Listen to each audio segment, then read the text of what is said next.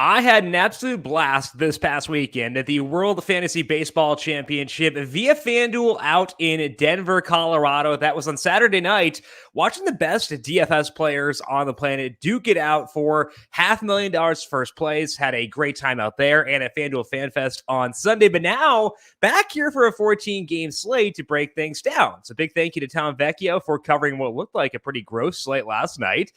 So thank you, Tom. Sorry you had to go through that. But back here today for a 14-game slate. And one, I think we got a lot of different ways to play things. There is a super high-side pitcher I like. There's some mid-range guys. But also, if you want to go Corbin Burnes 11-5, you can do so because I do think there are some good lower salaried stacks as well. So plenty to discuss. Let's dive on in and get you set. Welcome on into the solo shot. That's right here on the FanDuel Podcast Network and numberFire.com. My name is Jim Sanas. I am a senior writer and analyst for numberFire.com, here to break down Tuesday's 14-game main slate with lock set for 7:05 for tonight. And despite it being a 14-game slate, there's not a lot of weather to note for today, so it should be good to go to play things straight up. Before we dive into the pitching preview for tonight, quick scheduling update for this week here on the numberFire Daily Fantasy Podcast feed. With the PGA event being pushed back to finishing up yesterday, salary's been pushed back, odds been pushed back, so instead of doing the PGA podcast as our usual time on Tuesday, we're going to push that back to Wednesday. Wednesday at 11 a.m. Eastern on the FanDuel YouTube page. Brandon Gadula and I breaking down the PGA DFS slate for the BMW Championship. That is, again, 11 a.m. on YouTube and up on the numberFire Daily Fantasy Podcast feed after that. Brandon's Q&A will also be on Wednesday, 3:30 p.m. on the FanDuel YouTube, Twitch, Facebook, and Twitter pages. So I'll be here regular time for MLB Today, 4 p.m. Brandon's back tomorrow, 3:30 p.m. on the FanDuel YouTube, Twitch, Facebook, and Twitter pages, and I'll be in with MLB after that. So make sure you're subscribed on those platforms, but also check out the numberFire Daily Fantasy Podcast feed wherever you get your podcasts. Hey, sports fans, FanDuel is offering an exclusive promotion for new sportsbook users. Join FanDuel Sportsbook today and make your first bet. If you lose, they'll give you a refund up to $1,000 in site credit within 72 hours. Your first bet after depositing will qualify. If you have multiple selections on one bet slip, it will be the first selection you made. Head over to the FanDuel Sportsbook today and place your first bet. Must be 21 plus and present in Colorado, Iowa, Illinois, Indiana, Michigan, New Jersey, Pennsylvania, Tennessee, Virginia, or West Virginia. New users only. Max bonus $1,000 site credit. See full terms at sportsbook.fanduel.com. Gambling problem? Call 1-800-GAMBLER. In Colorado, 1-800-522-4700. In Iowa, 100-BETS off. In Indiana, 1-800-9-WITH-IT. For confidential help in Michigan, 1-800-270-7117. In Tennessee, call the red line at 1-800-889-979. Or in West Virginia, 1-800-GAMBLER.net. Pitching preview for this Tuesday main slate. Corbin Burnes is the highest salaried pitcher on FanDuel, checking in at $11,500. And we have Jack Flaherty at 10-3. Julio Urias coming off the IL at $9,700. Charlie Morton is $96, facing the Yankees. Tyler Mahle, $9,200. German Marquez is $9,000, facing the Cubs. We have Madison Bumgarner, Dylan Cease, Jose Barrios, and Luis Garcia as the other pitchers at $8,000 or higher. And I am going to rank Corbin Burnes first for today. And once again, there is risk with Brewers pitchers because they could get yanked early to keep guys fresh for October. We've seen that happen. Not with Burnes yet, but that probably means it's somewhere down the line. I think that's a bit less likely tonight than usual, though, because they are facing the Reds, and the Reds trying to chase down the Brewers in the NL Central. It's a 7.5 game lead, so that's big, but it's also still just August, and they could erase a lead like that. So if they're going to let Corbin Burnes rip against anybody, it's probably going to be the Reds. That should help out our confidence in him for tonight. He's been using his curve more over his past 8 starts, and I think we've seen Burnes start to get back to similar to where he was before the sticky stuff discussion. Definite downtick there for Burnes after that began, but before then, pitching really well, and he's not quite fully back there, but he's getting closer. He has a 3.03 skill interactive ERA with a 30% strikeout rate and a 5% walk rate. The batted ball data for Burnes in that time is very good as well. Now, the Reds are a good offense. They have a 112 WRC plus against righties and a lot of power. So a league average pitcher is not going to fare well against the Reds. But Burnes clobbered them the one time they did face. That was back on July 18th, so more than a month ago. Not familiar with what he's doing right now. Burns had 12 strikeouts over 8 1/3 shutout innings. That game was in Cincinnati, and now he's at home. It does help if this game stays close because we want to increase the odds that Burns stays in there.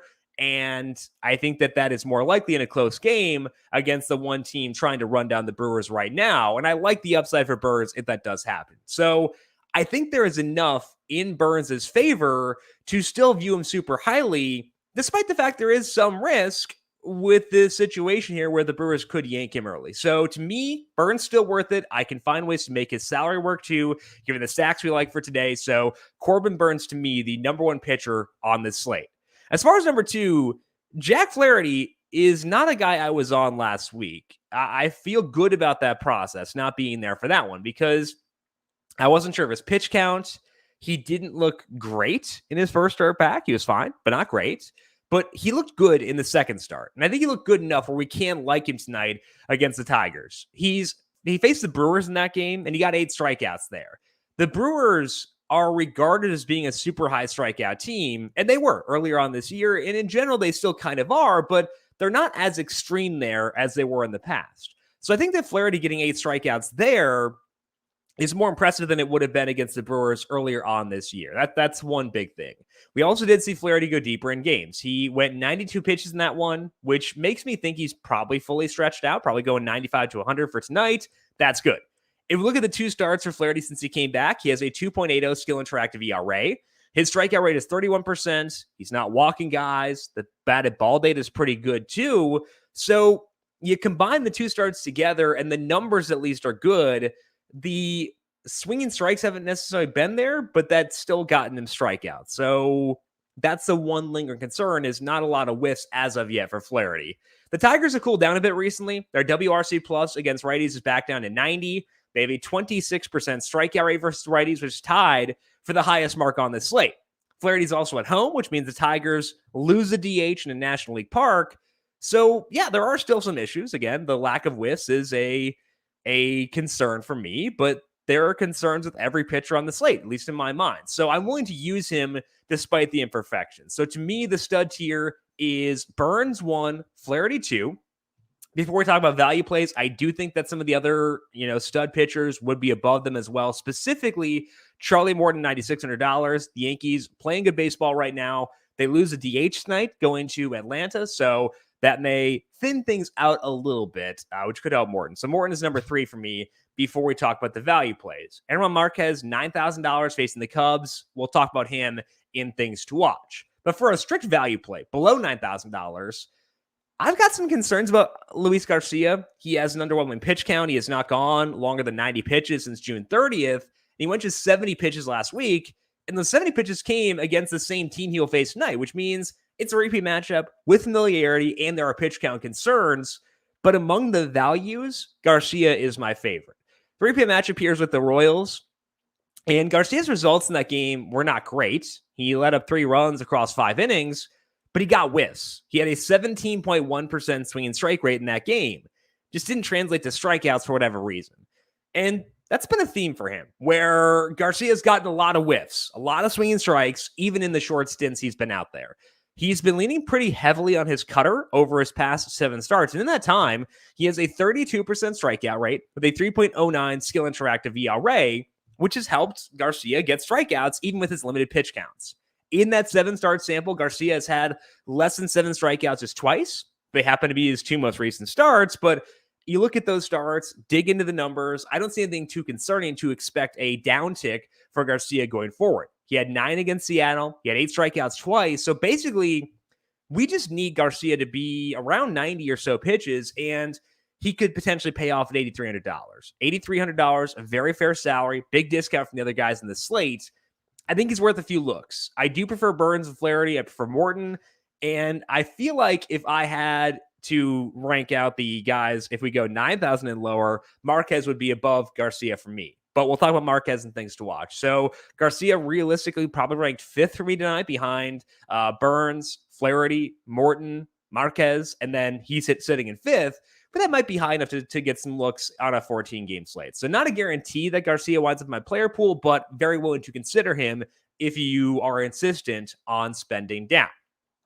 Now, as far as stacking goes for today, we do want to try to find some value, try to find some guys who can allow us to use Corbin Burnes, our pitcher. In 11-5, we do need to find a lot of flexibility there. I will say, though, that the Red Sox are going to be pretty attractive, and that may push you to go Flaherty, may push you to go Morton, Marquez, maybe Garcia as well, because the Red Sox do grade out really well for tonight. We'll talk about some more lower salaried options in just a second. But first, the Red Sox, sometimes a bit overvalued. They get these huge totals all the time, which drives up popularity. And there's also just they're a popular team too. But I think that popularity they will get tonight is justified. They're facing Griffin Jax, and he's had some good flashes as a rookie. The overall body of work is fine, but it also is a body of work we can stack against. Jax has made 5 starts since joining the Twins rotation full-time. He has a 4.53 skill interactive ERA. That is not a number you automatically stack against. But a lot of the reason the number is respectable there is due to a low walk rate. The strikeout rate for Jax is just 20%. He's letting up a 41% hard hit rate with a 46% fly ball rate. And when you let up a lot of balls in play and don't have the best batted ball data, that can lead to some pretty big time implosions. It has not happened yet for Jax. He has a 2.73 ERA in those 5 starts, and it's not due to competition either, because he faced Houston once, he faced the White Sox twice, so he's had good results against good teams. I'm just not sure how sustainable that is based on the peripheral numbers Jax has put up. So I think it's worthwhile to stack against him here, especially with such a powerful offense on the other side in the Red Sox for tonight. As far as which Red Sox to prioritize, Jax's platoon splits aren't robust yet because he's not been in the rotation super long, but the early returns do say that righties are fully fair game here, which means we can feel good about being high on JD Martinez, Hunter Renfroe, Kiki Hernandez, but we're still going to obviously love guys like Rafael Devers and Kyle Schwarber. So feel okay with the righties here based on Jack's initial numbers, but Devers and Schwarber going to be hard to turn down. For the second and third stacks, we're going to stick with the same game, with one game, just one game for the second and third stacks, because I like both sides of the Angels-Orioles game in Baltimore for tonight. I like the Angels more because they're a better team, but I do like the Orioles too. So let's start with the Angels and then talk about the Orioles. Angels are facing Spencer Watkins, and we've talked about this a couple times where he's just not quite doing enough to get the job done in terms of keeping us away from stacking against him. We're up to 6 starts since the velocity stabilized for Watkins. It was pretty low his first 2 starts, been stable for the past 6 starts. In that time, he has a 5.34 steal interactive ERA. His strikeout rate is 14%. That's very low. His walk rate is fine at 7%, but it's similar to what we talked about Jax, where, fewer walks means more balls in play. And for DFS, we'll take that trade-off for sure. The batted ball data for Watkins is not terrible, but it's also not great either. And we've seen good teams get to him. The Rays, Blue Jays, teams like that. The Angels have not quite been that great team recently, but they're also not actively bad. It's still a 101 WRC plus against righties. So I think they've got enough juice here to make this work. And I like them a healthy amount here. And again, they can help us get to Corbin Burnes for tonight, because outside of Shohei Ohtani, nobody else has a salary above $3,000. So I think that Justin Upton and Max Stassi work even against a righty. Jared Walsh is downgraded coming off his injury. He had 3 hard hit balls over the weekend, but he's not what he was before he got hurt. So I'm still fine with Walsh, given that he did have some hard contact over the weekend. But if I'm ranking out the stacking options of the Angels, it's Ohtani 1, Upton 2, Stassi 3, and then we're looking at a guy like looking at or turning towards Jared Walsh after that. So get the other guys first, then turn to Walsh. But because I just think that the number since he came back concerning enough where I can't feel great about him. As far as the Orioles go, they're getting, I'm not sure if it's a revenge game for them or a revenge game for Dylan Bundy. But either way, Bundy is back in Baltimore. And unfortunately for him, and for people who root for Bundy, it's not the same form for Bundy now that he initially had when he left the Orioles. It's a bummer because you saw him go through a lot of struggles in Baltimore. You kind of root for the guy as a result of that, but hasn't been able to sustain things, specifically since the sticky stuff discussion began, Since he came back in the rotation, though, he didn't seem like he really picked up much when he was in the bullpen. He's had 4 starts back. It's a 5.41 skill interactive ERA. Strikeout rate is 17%. The batted ball data, not ideal either. In fact, I would say it's probably more concerning than the 17% strikeout rate. He's letting up a 40% hard hit rate with a 42% fly ball rate. We saw this earlier in the year, and that's why Bundy got moved into the bullpen. But now, due to injuries, he's back in the rotation, and I don't think the struggles are a small sample thing. It's a situation where I think we should keep stacking against him as long as the opposing team is competent. And I think the Orioles are at least that. I think that competent is a fair word to use with them. They have a 93 WRC plus against righties. That means they're below average, about 7 percentage points below average. And that's not great, but it's also not like we're not stacking the Cubs. We're not stacking the Rangers, anything like that. We're stacking the Orioles, who are fine and seem to still be trying at least down the stretch. They the ball in the air a lot too. So I think that in this matchup, they've actually got a pretty good ceiling. Maybe the median expectation is not great, given that they're not a great offense, but the ceiling is there, and I do like that quite a bit. And again, there's some value here. Nobody on this team has a salary higher than $3,300. I would use DJ Stewart at $2,300 if he gets in there, kind of a platoon with Austin Hayes. So Stewart should play, but not always a lock for sure. Anthony Santander had a double dong over the weekend. Seems like he's finally rounding back into form. He's $2,900. So I think that Santander, definitely a guy to turn to for tonight as a value play, and probably one of the better value plays overall on this slate. So the top stacks for today will be the Red Sox, Angels, and Orioles. As far as other things to watch for tonight, I did not talk about German Marquez in the pitching section. I love him, and I love the matchup. I'm just not sure how long they're going to let him go in this game, because he's gone 76, 81, and 83 pitches over his past 3 starts. That could be a situation where the Rockies realize, hey, we're not going to compete this year, and we have Marquez in our long-term plans. Maybe we scale back a bit and make sure he's healthy for 2021 or 2022. We're already in 2021. So I think that that's the concern for Marquez for me. It's the same concern we have with Garcia. So that's why I think that I would put Marquez above Garcia. I feel more steady with the talent there. I like the matchup more. It's also not a repeat matchup. So Marquez over Garcia for me, but that's the reason I couldn't be higher on Marquez, despite the fact his matchup is superb for tonight. I can't stack the Nats because they are just too bad of a team. They're also in Miami, but I am down for some one-offs here. Facing Jesus Luzardo, still really struggling with his new team. He has a 6.21 skill interactive ERA in 4 starts with an 18% walk rate. So we'd stack most teams against him.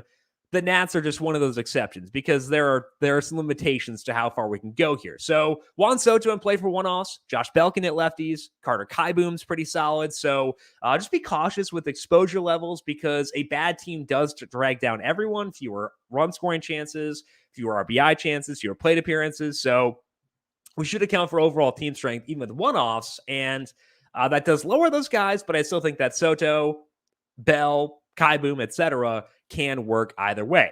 Finally, it's a similar line of thinking with with Cleveland for tonight. They're facing Taylor Hearn, and he's struggling to get strikeouts as he stretches out to be a starter for the Rangers. So Franmil Reyes, Jose Ramirez, Ahmed Rosario, they're all fine options here, but that's just about where it ends with them, though. So check out one-offs on Cleveland and on Washington, but probably don't get to quite full stacks there because the overall team context is pretty bad.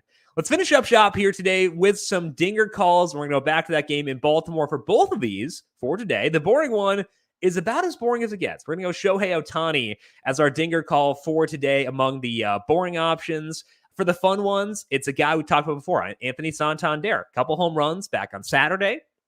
Seems like he's getting a lot of barrels recently, getting back in the form he had before his injury. So the home run calls for today, Shohei Ohtani, Anthony Santander, and it is Dinger Tuesday as well over at FanDuel Sportsbook. So maybe check out those guys, see what the odds are, and proceed from there. That is all that we have here for today on the Solo Shot. Once again, a big thank you to Tom Vecchio filling in for me on Monday with that apparently pretty bad slate. So thank you, Tom, for biting the bullet there. We'll be back once again later on today, 4 p.m. for the MLB DFS Q&A.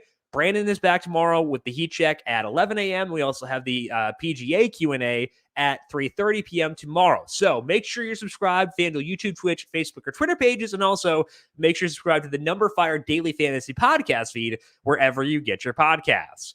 If you have questions for me, I am on Twitter at Jim Sannes, JimSannes. You can also follow the FanDuel Podcast Network at FanDuel Podcast. Big thank you to everyone for tuning in for today. Good luck to you tonight. We'll talk to you once again tomorrow. This has been the Solo Shot right here on the FanDuel Podcast Network.